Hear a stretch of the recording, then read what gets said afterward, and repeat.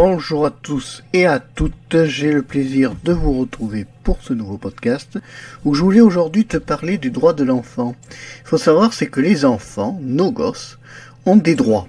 Et il y a des textes de loi qui ont été créés pour défendre les enfants, notamment par rapport, tu sais, à la maltraitance, par rapport aux parents qui sont un peu trop des fois violents, qui frappent les gosses, qui certains mêmes enfants sont même torturés dans certains cas. Donc il y a un droit de l'enfant qui a été créé pour défendre justement ces pauvres gamins qui sont victimes des adultes dans le fond et de leurs bêtises.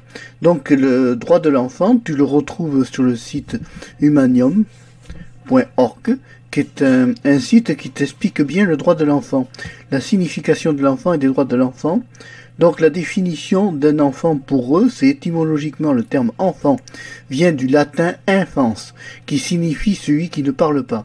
Chez les Romains, ce terme désignait l'enfant dès sa naissance jusqu'à 7 ans. Donc tu vois, c'est pas nouveau, le terme enfant date depuis les Romains, tu vois.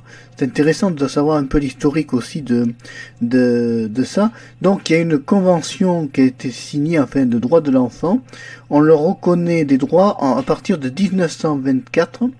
Il y a eu des droits de l'enfant qui ont été reconnus dans la déclaration de Genève en 1924. Le processus de reconnaissance des droits de l'enfant a constitué sous l'impulsion de l'ONU avec l'adoption de la déclaration des droits de l'enfant en 59, tu vois.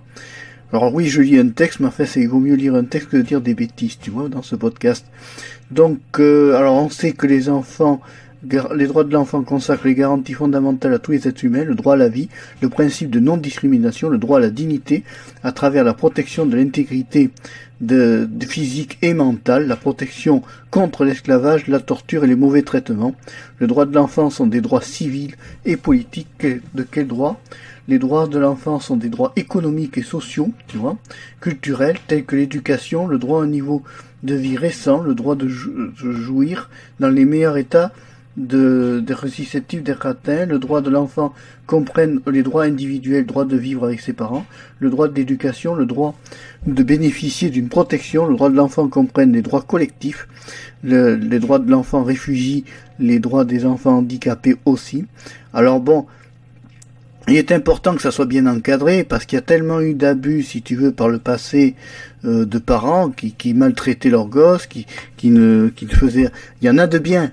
Mais dans le lot, tous les parents ne sont pas formidables, tous les parents ne sont pas, si tu veux, gentils, tout le monde n'a pas la même façon d'éduquer les enfants, c'est pour ça qu'ils ont créé un droit à ces enfants, comme il existe un droit à l'animal, on l'étudiera peut-être plus tard.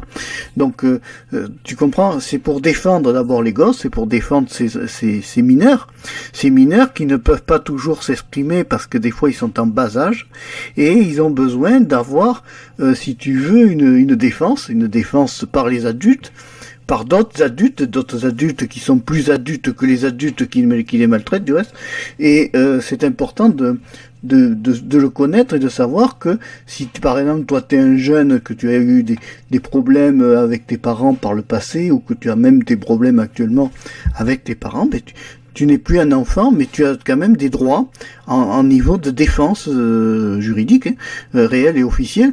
Donc tu n'as pas à hésiter à aller rencontrer des personnes qualifiées. Qui sont les personnes qualifiées pour faire valoir tes droits? Ce sont des policiers qui sont tes amis.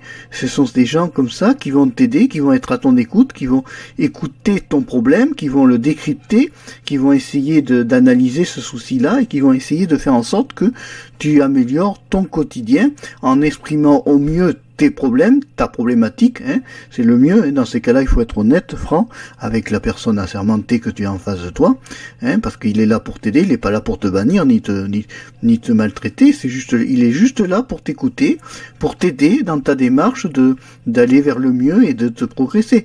Ou alors, tu peux aussi en parler à un médecin.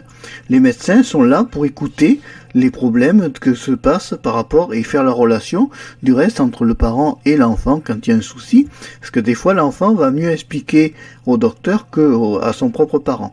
Donc n'hésite pas aussi à parler au médecin, que ce soit un psychothérapeute, que ce soit un médecin généraliste, que ce soit n'importe quel type de to-be possible qui existe au monde.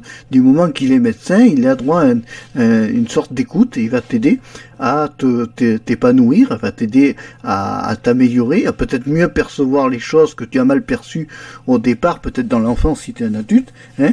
Et puis au fur et à mesure du temps, vous allez arriver à trouver une amélioration dans le sujet dans ta problématique, et puis à un moment donné, tu vas aller mieux. Donc le but c'est ça, c'est que le droit à l'enfance, c'est de défendre les enfants, de faire en sorte que ces gosses puissent s'épanouir comme des enfants normaux, comme s'il n'y avait pas de problème, et que, justement, ils aient une vie plus correcte, plus pour eux, pour mieux se constituer plus tard, pour faire en sorte que plus tard ils soient des adultes et non des adolescents.